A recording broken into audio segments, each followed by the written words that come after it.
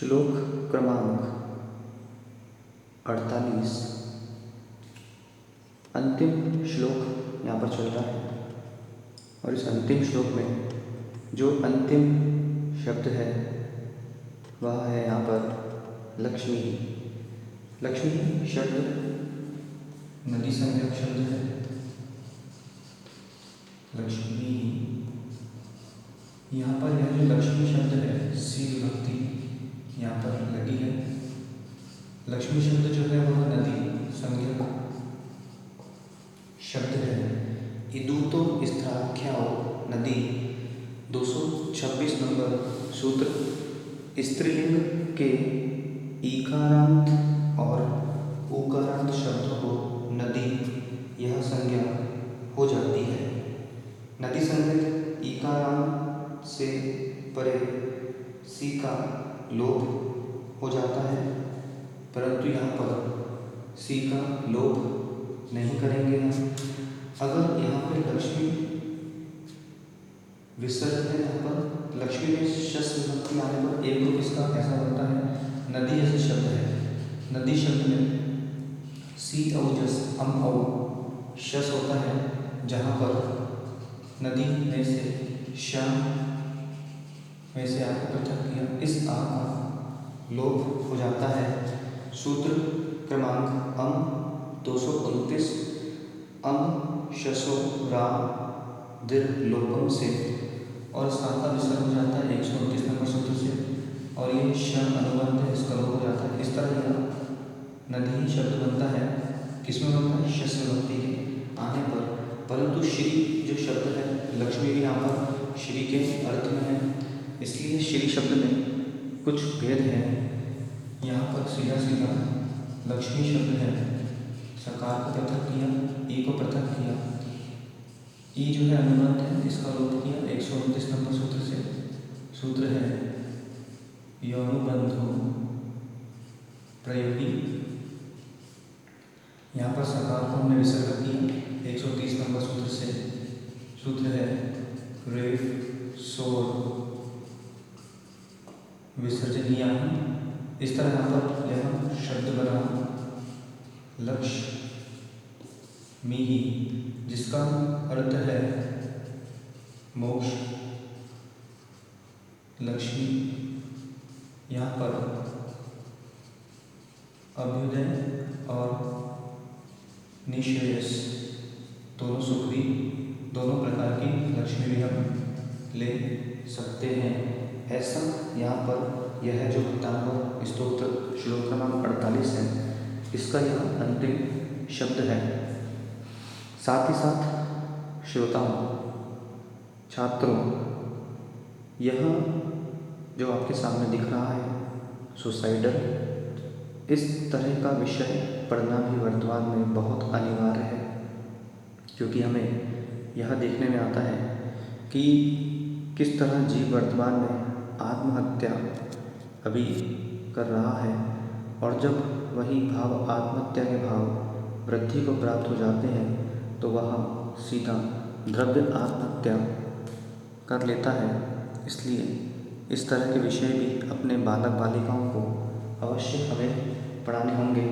कहीं ऐसा ना हो कि एक दिन वह अपने जीवन में इतनी संक्लिष्टता कर बैठे कि संक्लिष्टता के पश्चात उसके पास केवल एक ही विकल्प बचे, और वह विकल्प ये है। इसलिए अपने बालक बालिकाओं को बचाएं और इस तरह के विषय भी अवश्य पढ़ें। इसमें बहुत सारे हेतु दिए हुए हैं, जिन हेतु के कारणवश जीव अपने जीवन में आत्महत्या से बच सकता है। जिस तरह यहाँ पर देखिए, expectations, parents faults, business pressure, self uncontrol, neutrality, negligence, और भी ऐसे बहुत सारे विषय यहाँ पर दिए हुए हैं। तो इसको अवश्य पढ़ें। यह आपको कहाँ से आप इसे पढ़ सकते हैं, तो उसका भी विकल्प नहीं कीजिए। यहाँ पर यह देखिए, ई book https://bit.ly to G P r X s n w, यहाँ पे जाके आप इसे अध्ययन कर सकते हैं, यह बहुत आवश्यक है। I am one without dress, without address. What about you? यह जो सुसाइडल है मेरे द्वारा तब लिखी गई जब मैंने देखा कि किस तरह जीव वर्तमान में अपने भावों को विकृत कर और आत्महत्या करता है। खासकर जो हमारे देश के युवा वर्ग हैं, वे धर्म के मार्ग को आगे बढ़ा सकते हैं, इस राष्ट्र को आगे बढ़ा सकते हैं। जब मैंने उन्हें देखा कि इस तरह का वह कदम उठा रहे थे, तब मुझे इस तरह की विषयों पर भी लेखनी चलाना पड़ी। इसे अवश्य पढ़ें और विशेषकर आपके घर पे जो बालक बालिका हैं उन्हें अवश्य पढ़ाएं। अब समय नहीं है, आगे बढ़ना ही होगा। Time to be on feet, not on seat.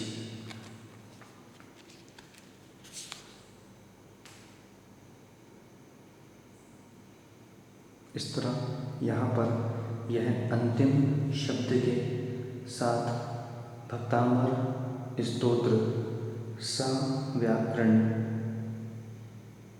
पूर्ण होता है। वर्तमान में महामारी कोरोना वायरस कोविड-19 पूरे विश्व में अभी जीवों को प्रताड़ित कर रहा है और यह जो समय चल रहा है राष्ट्र के लिए, देश के लिए बड़ा ही विडंबना का समय चल रहा है। इसी के बीच यह सव्याकरण का मैंने अध्ययन करते हुए यहाँ पर यह शब्दों की सिद्धि की है।